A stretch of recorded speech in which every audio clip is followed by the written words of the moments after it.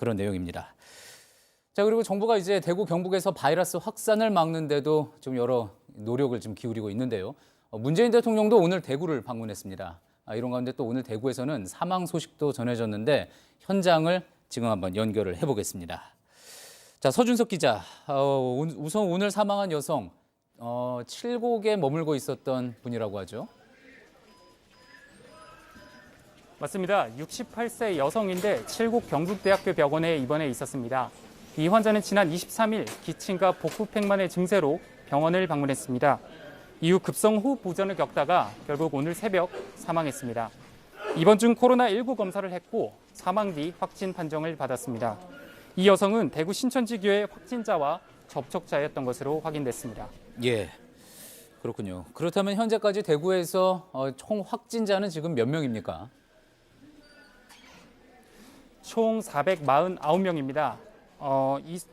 어제 오후부터 오늘 오전까지 15명 늘었습니다. 근데 이 숫자는 주소지 이전 등의 문제로 계속 바뀔 가능성은 있습니다.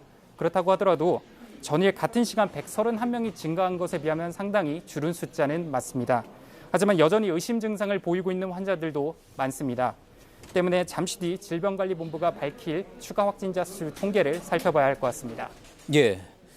예, 어제 같은 시간, 어제 그러니까 오전 시간 기준으로 131명이 증가가 됐는데 오늘은 이제 어제 오후부터 오늘 오전까지 15명이 추가됐으면 분명히 줄어든 숫자기는 합니다. 잠시 뒤 전문가와 함께 이런 숫자들도 어떻게 볼 수 있을지 하나하나 좀 짚어보겠습니다. 자, 오늘 당정청 협의회가 있었습니다. 그런데 여기에서 대구 봉쇄라는 용어가 나오면서 좀 논란이 되기도 했는데요. 구체적으로 어떤 조치가 내려지는 겁니까? 우한처럼 대구를 오가는 사람들을 모두 막겠다는 것은 아닙니다. 대신에 검사 대상을 확대해서 확진자들을 추가로 빠르게 발견해 내겠다는 게 핵심입니다. 실제 대구시는 폐렴 환자 전수를 조사했는데요. 이 중에 5명의 추가 확진자 수를 발견해 냈습니다.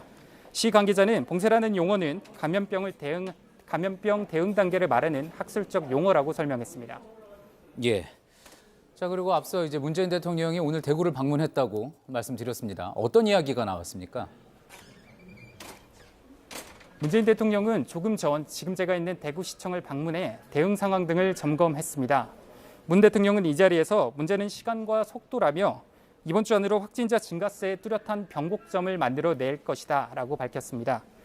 또 군과 경찰, 민간 의료 인력을 포함한 범국가적 총력 지원 체계를 가동하겠다고 밝혔습니다. 지금까지 대구에서 JTBC 서준석입니다. 예. 자, 지금 스튜디오